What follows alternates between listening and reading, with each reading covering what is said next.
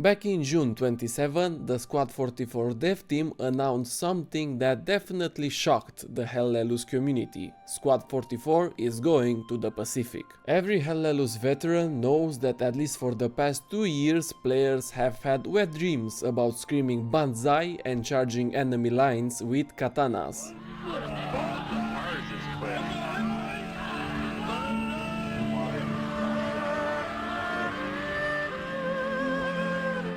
Oh, the good old Red Orchestra 2 days. I believe it's safe to say that as time went by, more and more people came to the sad conclusion that we will probably never get to see or experience the Pacific Theater in Hell Let Loose. Although, to this day, there is not a month that passes by without someone asking for news or any information about the Pacific in the Hell Let Loose subreddit. But recently, because of the game's lack of updates, those posts multiplied and things got so bad that even admins posted memes telling people to stop asking about it. Now, on October 4th, there was a Squad 44 dev chat livestream on Twitch. I will leave the link to it in the description if you want to check it out. Led by the community manager Luna with Mercury Arts director and lead level designer Gunslinger and 2 office assistant level designers. In this livestream, we didn't only get to see those awesome screenshots of IWO JIMA, but also the devs answered questions from the community regarding performance, map size, command call-ins like artillery and strafing runs, and even flamethrowers. There was definitely a lot to take in, but here is what we know so far. The map is a 1-to-1 scale to the real island. The beach that we have to invade is 2.7 kilometers long and it was created using real aerial photos and original footage. But wait, there is more. The devs did not just use real footage to figure out the scale of the beach or the scale of Mount Suribachi. They are using it to place craters, trench lines, pillboxes, hidden MG bunkers and gun pits exactly in the same place they were during the invasion. There are over 150 pre-placed gun positions for the defenders to use. Of course, I'm sure not all of them will work because some would have definitely been destroyed by the 3-day bombardment that happened right before the invasion. Also, all of that bombardment was the cause of about 2,000 craters ranging from small to massive, and you will see all of those craters in the official map. The beach is quite large, right? So Yes. right now we have, just in comparison to Utah, how much bigger is it than Utah? Very beach. Yeah, so it's a lot deeper Okay. compared to Utah. It has a lot more elevation, as you can tell from the picture. Like the back end of the beach has a lot more elevation going on. It's rising a lot higher. Let me just make this full screen for everybody here. Yeah, and it's about like the deep playable area. Let's focus on the area where the players will actually be able to run around. Right. That will be about 2.7 kilometers of beachside.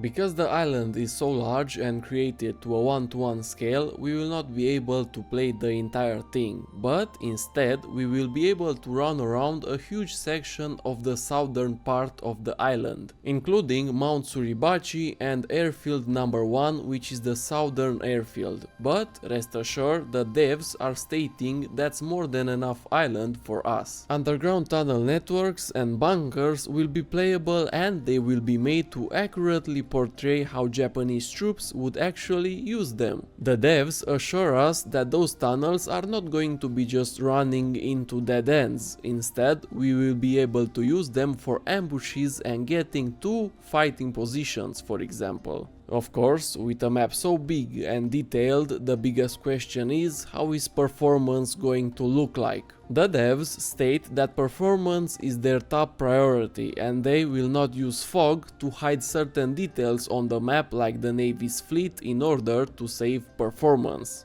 I also see another question about view distances and the amount of fog that we're gonna have. Yes.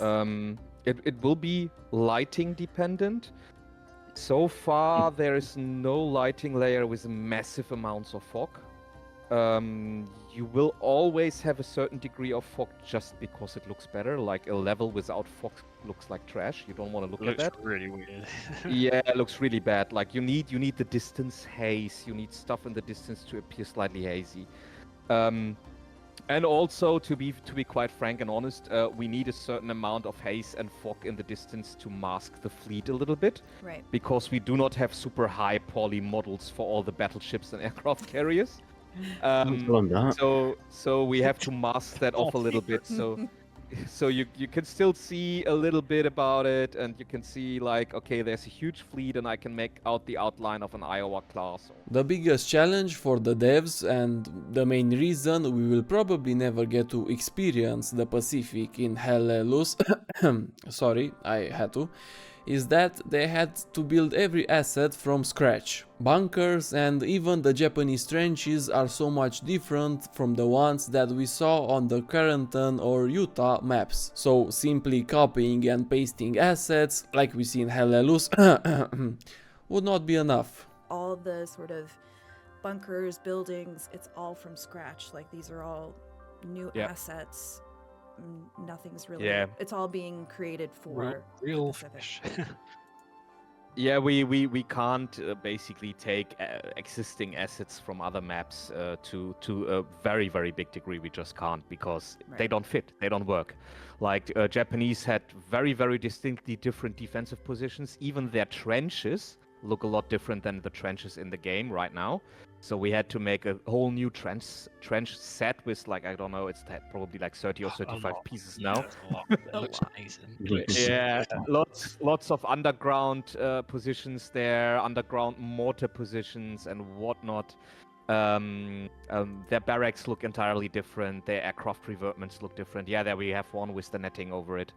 Yeah, it's like so many new environment assets that hopefully make you believe you're in a different theater of war and not just in Normandy again or whatever. Since these screenshots have been made public, a lot of people seem to mock the devs for making this volcanic island, and I quote, too green and with too much vegetation. The devs stated that they wanted to represent IWO JIMA as close to the real deal as possible, not going for the Hollywood look that we see in classic war movies.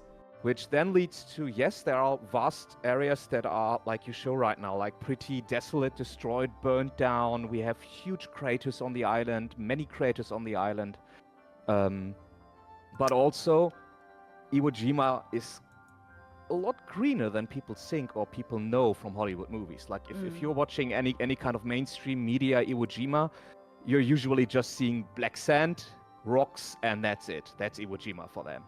If you look at actual images taken from the invasion, from the battles, you see like, oh, there's trees, like not big ones, but small ones, those screw pines. Oh, there's bushes. Okay, oh, they had fields there. They even were like doing agriculture there to a certain degree, you know? So there's a lot of interesting stuff going on actually that people do not know from mainstream media. Last but not least, command call-ins are going to be custom for each faction. The Marines will probably be able to use naval bombardment and the Japanese will probably be able to use artillery. I'm saying probably because the devs did not go into too much detail about that. I think that's because they are still trying to find the right balance between those two factions. It's also worth mentioning that a couple of weeks before this livestream, the Squad 44 dev team showcased a couple of new guns that are coming with this update. The Winchester shotgun and the M55 Razing for the US faction, the Nambu Type 14 pistol and the Type 99 machine gun used by the Japanese faction. Of course, these are only just a few of the new guns that are going to be in-game after the Japanese update drops, probably towards the end of this year, the devs are saying. Before I end this video, I would like to share a few of my thoughts with you guys. Sitting in that livestream with the Squad 44 devs and seeing them take and answer questions from the people that play this game really brought me joy. I don't know why, I haven't experienced something like this in a really long time, but it's something that I hope we will start to see Hellelus developers do. Listen to the community, answer their questions, give reasoning about their decision and overall just communicate with us. I really did not want to talk so much about Hell Let Loose in this video, but I felt like I had to. Nobody knows what direction this game is taking or where is it going, and I hope we can get some answers soon, because otherwise, the way I see it, the future of this game is not going to be so bright.